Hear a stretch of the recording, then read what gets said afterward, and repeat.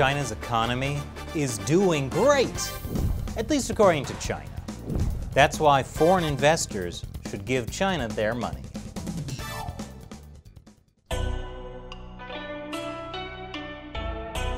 Welcome to China Uncensored. I'm Chris Chappell.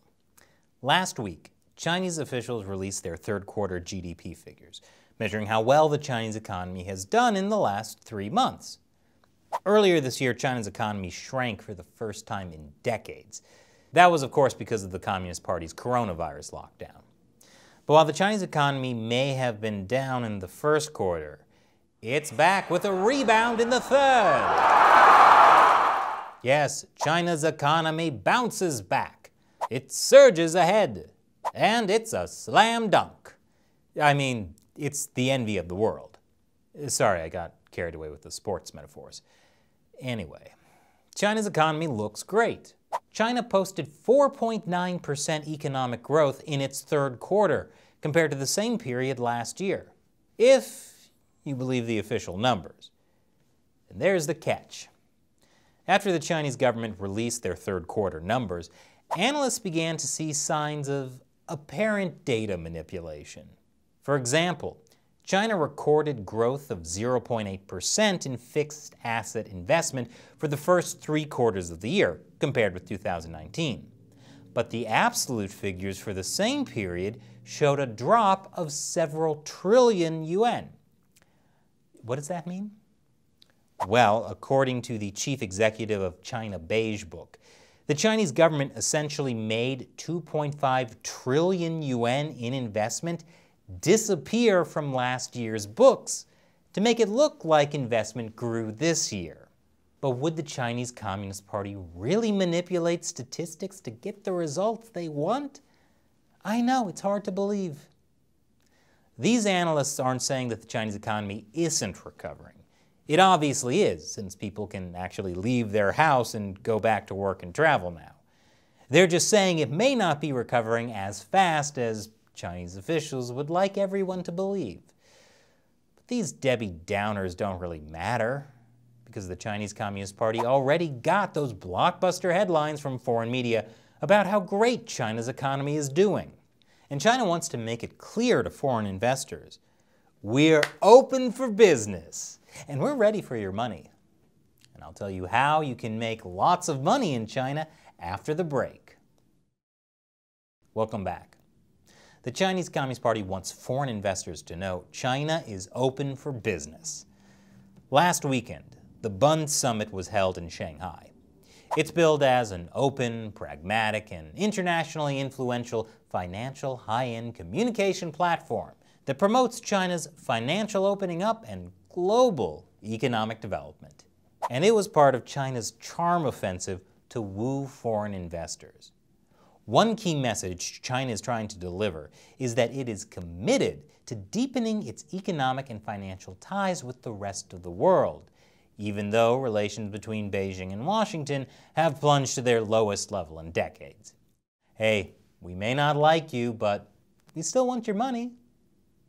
And in a sign of how important this Shanghai Bund Summit was, Chinese Vice President and Xi Jinping's right-hand man, Wang Qishan, made an appearance.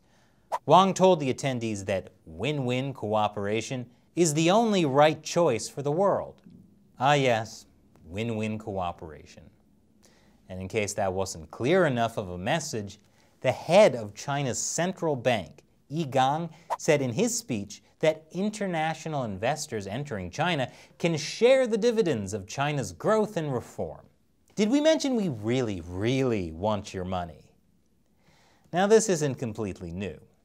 Starting 2 years ago, Chinese officials have been making it easier for foreign investors to invest money in China, like letting them own financial institutions in China and letting them buy Chinese bonds.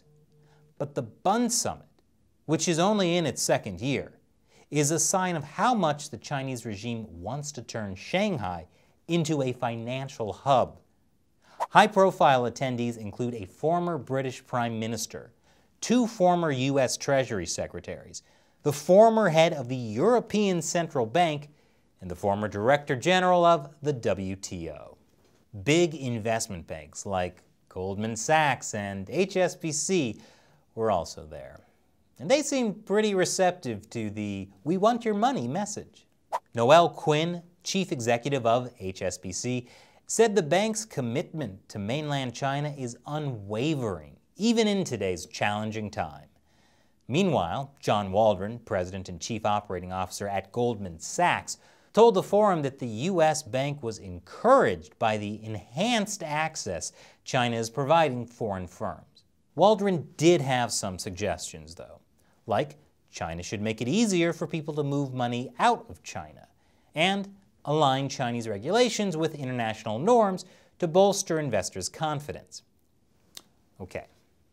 If you've watched our previous episode on why China is running out of dollars, you know that they're not going to make it easier for people to move money out of China.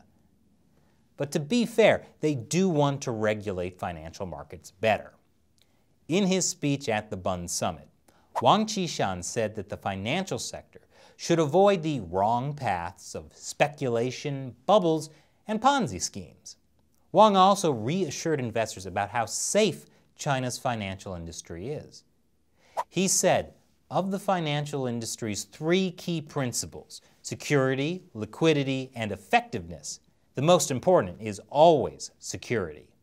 We want your money, but don't worry, it's safe with us.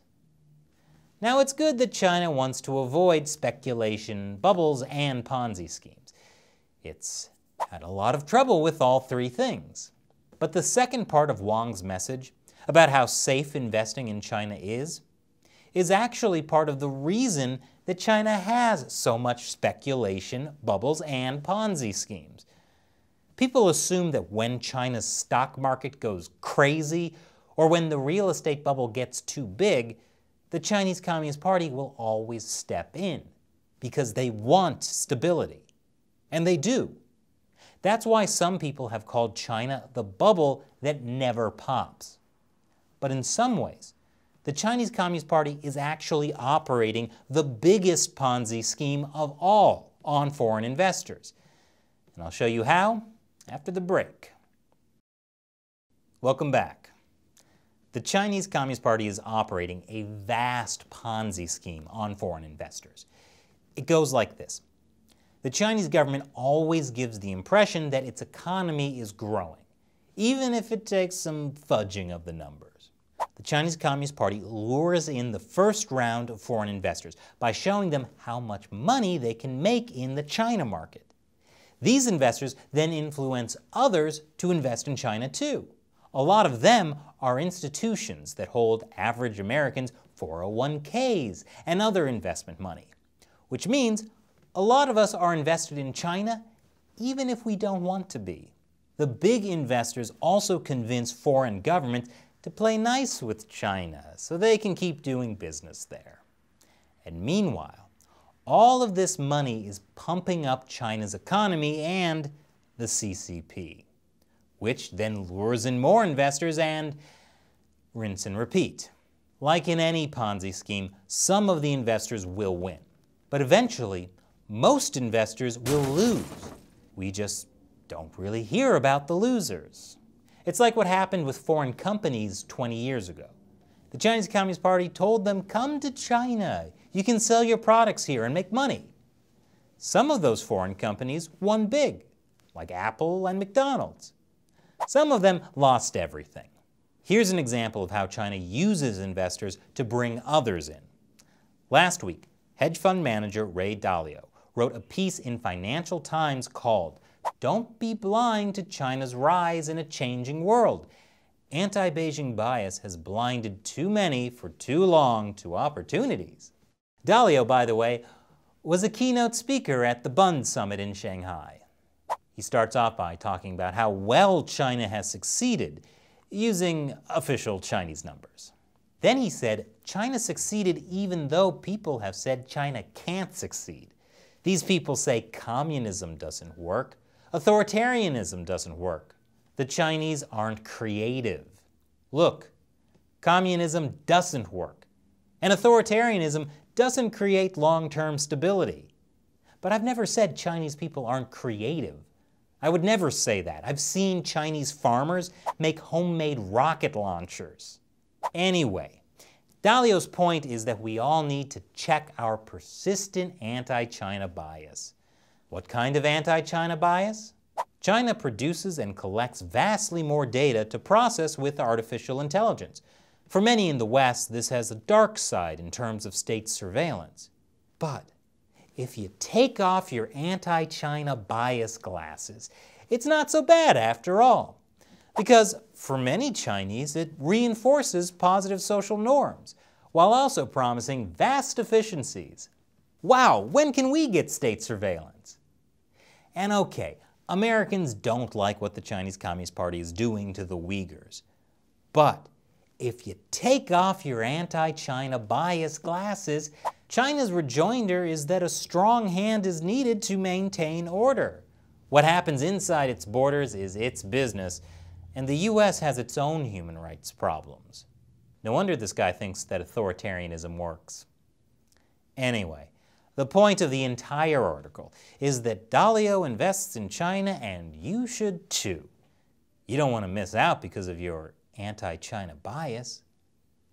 China's fundamentals are strong, its assets relatively attractively priced, and the world is underweight Chinese stocks and bonds. This discrepancy is at least in part due to anti-Chinese bias. Dalio's message aligns pretty well with the Chinese Communist Party's message to foreign investors. Anti-China bias is bad, greed is good. So as foreign investment increases in China, it's not just the bubble that never pops, it's the Ponzi scheme that never collapses. As long as the Chinese Communist Party keeps finding more investors to keep it going. And now it's time for me to answer a question from one of you who supports China Uncensored through the crowdfunding website Patreon. Ringleader asks, "Hey Chris, whatever happened to the fake gold issue that hit China in June?" Oh boy, talk about a crazy Chinese scam. Back in June, Caixin magazine reported that a Chinese jewelry company called King Gold had taken out more than $2 billion worth of loans. And those loans were backed by fake gold. At least some of 83 tons of gold bars used as loan collateral turned out to be nothing but gilded copper. This was a huge deal. King Gold is the largest privately owned gold processor in central China's Hubei province. Its shares are listed on the Nasdaq Stock Exchange in New York. King Gold's CEO used to be in the Chinese People's Liberation Army. Also, King Gold had borrowed money from more than a dozen companies and had taken insurance out on the loans too. After this story broke, Chinese authorities started looking into King Gold. But as far as I can tell, they're still investigating. And after their stock fell dramatically, King Gold had to delist from the Nasdaq Stock Exchange back in August. Now, after dropping almost 95%, King Gold shares are at 15 cents each. Sounds like a steal. Hey, foreign investors. Thanks for your question, Ringleader. And if you'd like to have me respond to your question or comment on the show for hundreds of thousands of people to hear, join what I call the China Uncensored 50-Cent Army and support us in the battle against the Chinese Communist Party. You can join for as little as $1 per episode on the crowdfunding website Patreon. You'll also get some other cool perks as well. Head over to patreon.com/China Uncensored to learn more. Link is below. It's a better investment than China. Once again, I'm Chris Chappell. See you next time.